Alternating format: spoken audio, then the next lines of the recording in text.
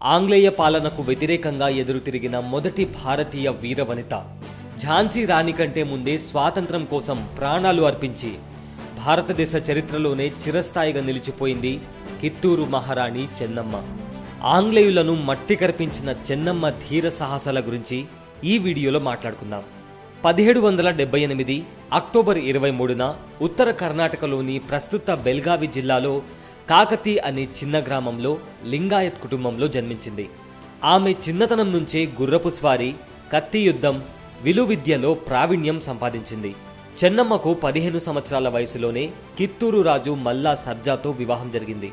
1816లో తన భర్త అకాల మరణంతో చెన్నమ్మ తన దత్తపుత్రుడు శివలింగప్పను కొత్త రాజుగా నియమించడానికి చర్యలు తీసుకుంది. అయితే రాజుకు వారసులు ఎవరూ లేరని పేర్కొంటూ ఈస్ట్ ఇండియా కంపెనీ వారి రాజ్యాన్ని స్వాధీనం చేసుకోవడానికి వచ్చింది.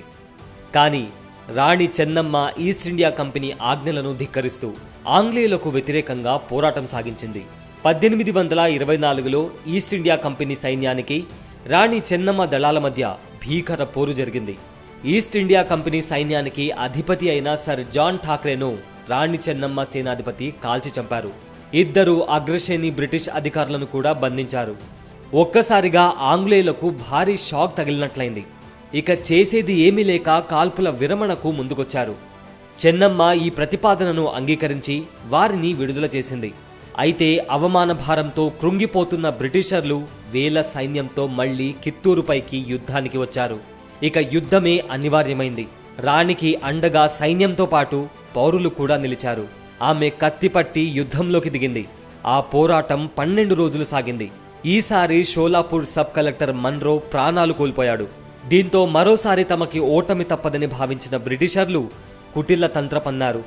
చెన్నమ్మ సైన్యంలోని ముఖ్యుడైన మల్లప్ప శెట్టిని లొంగదీసుకొని గన్ పౌడర్లో బూడిదను కలిపేశారు.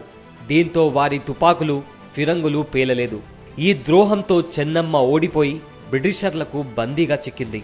దీంతో ఆమెకు జీవిత ఖైదీ విధించారు. బైల్ హంగోల్ కోటలో శిక్ష అనుభవిస్తూ 1829లో కన్నుమూసిన దేశ స్వాతంత్ర పోరాట చరిత్రలో ధృవతారగా నిలిచింది.